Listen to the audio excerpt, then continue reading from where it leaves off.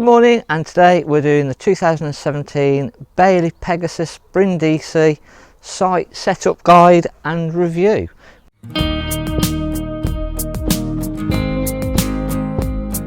We're going to run you through, show you where everything goes on this Bailey Pegasus Brindisi and how to operate. If we start on the near side, our main electric hookup plugs into little slot there. We've got an external 240 socket or 230 socket, sorry, for in your awning. The motor mover switch, this is fitted with a motor mover, and the little switch is just underneath the bed, and we've got the switch just here. The battery is also fitted internally, which I've got the bed up and ready, so when we go inside I can show you where the battery goes. When you come with your van today, I'll fit that battery in for you so that you've not got to get in there. Got another storage locker at the front, just another wet locker. It's fitted with the tray, so you can put muddy boots and whatever you in there. There's drain holes, so if it does get wet, it's not going to cause any problems. Good amount of storage there. Front was set up with the 13-pin electrics. Got the AKS Alco hitch head, and then moving on to the offside, we've got well water pump. This is the same water pump as your previous Caravan, so that's in the sink, and that just plugs straight in, drops into your water barrel as before. We've got the Truma heating, so we've got the Truma vent there. That works the gas and electric for your water heating and heating system, which I'll show you in a second. Set up for propane, room for 2 gas bottles, and it's just in the little side locker here. Again, it's just turning your gas bottle on and off. We've got an external aerial point, so put your aerial into here, connect up to the site, and you can use their aerial point. There'll be a socket inside that's fed from that. 2 wastewater connections, so all of your sink wastewater will come out of there. Thetford cassette toilet, exactly the same as what you're used to, so just pulls out the same as your current Caravan. And again, we've got the drain off just up the top, flush water the same again as what you've been used to, just in the top there. I'll show you where the battery is inside. So just underneath the bed is the battery compartment, and as I say, when we get your Partex in a while, I'll pop your battery in there for you, so you've not got to do anything. And then it's literally just keep it plugged in now and again to top that up. It'll work off the charger as normal. So as we walk into the door, our main control panel is just on the right hand side. We've got our main power on and off. Again, this will show us our voltage. If we've got mains in, we're probably going to be around about 13.7. If we've not got the mains in, it'll just read straight what's off the battery. Water pump on and off, so again we've got the little run light that will come on if that is running. Lights and awning light, so both those are there. The water pump, as I say, is in the sink for you. Exactly the same as the your previous van, so the water system needs to be run through on hot and cold on all of the taps, bathroom, shower. Make sure you've got all the water through, and again you can then put your water heating on. For the drain off for the water heater on this one is just underneath of here, and we've got the yellow bung off. The little pipe here has come off of here, so always, again, somebody's knocked that off probably when they've been cleaning it, so always just make sure that if you do knock this pipe off, that's put back on. That's literally just the overflow or the blow off valve for the Truma water heater, so that does need to always make sure that's on there and connected. Nothing else really to do in there, same as your old system. Just make sure that drain bung is down and in the upright position for draining off, and open all your taps up if you're not going to use it for an amount of time or through the winter, most definitely. On the heating system, as I say, we've got the Truma system. We need to make sure that we've got the little plug symbol in that bottom corner just to tell us that we've got power connected. If you've not got that symbol, we've either not got electric plugged in, or there's an issue and we're not getting power through to the Caravan. So if you're on 230 volt, just make sure that little plug symbol is on.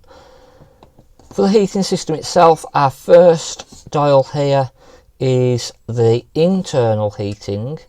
So if we click that one again, at the moment we're in the off position. We can then scroll through and that is our temperature. So we normally set that to about 21. Another click and that will then put your heating into the on position. In a second, if it was operational, it was used, it was actually running, the little gas symbol at the top will start flashing.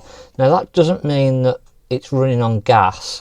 What it actually means, there we go, so that's kicked the heating in, now it's flashing. It just means that the internal heating for warming the Caravan up is now running.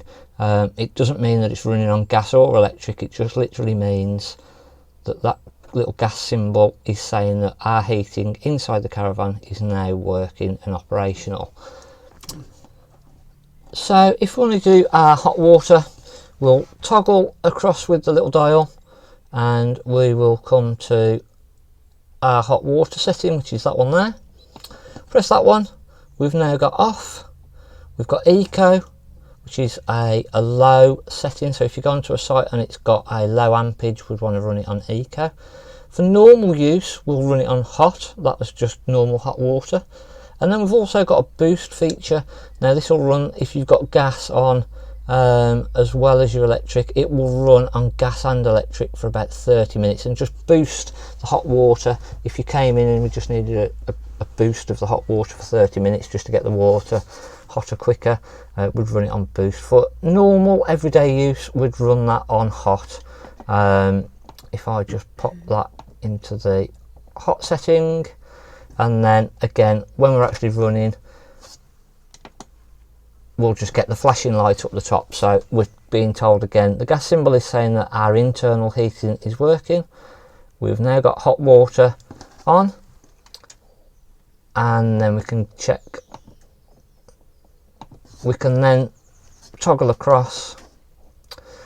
Once we've set what we want on there, we can then toggle across to the gas bottle and the electric setting. Now at the moment we've got this set on electric 1, so that's running on electric lower setting. We can run it on electric 2, which is electric higher setting, or we can run it on a mix of gas and electric higher setting, a mix of gas and electric lower setting, or just gas. So as you toggle through those, you can then select what you want to run on. That will then just be defined up the top with we've got gas up, so up the top it's saying that we're on electric 1. If we'd have picked 2, it would say that we were on electric 2, defined by the 2 symbols. And again, if we then toggle through, and we'll come on to gas, we'll get a gas bottle symbol. If you want to run the fan, again we've then got eco, high, you can then put your fan on, and that will run with the heating system and just blow the warm air around the Caravan for you. I believe that you can also run the fan without any heating. So if we turn the heating back off, if we don't want any heating, if we turn the hot water off because we don't want any hot water, and we can then run the fan just on vent, and we can run on a setting then, and that will literally just blow air around the Caravan and just blow cool air. It just circulate the cooler air, and that will just literally vent the system.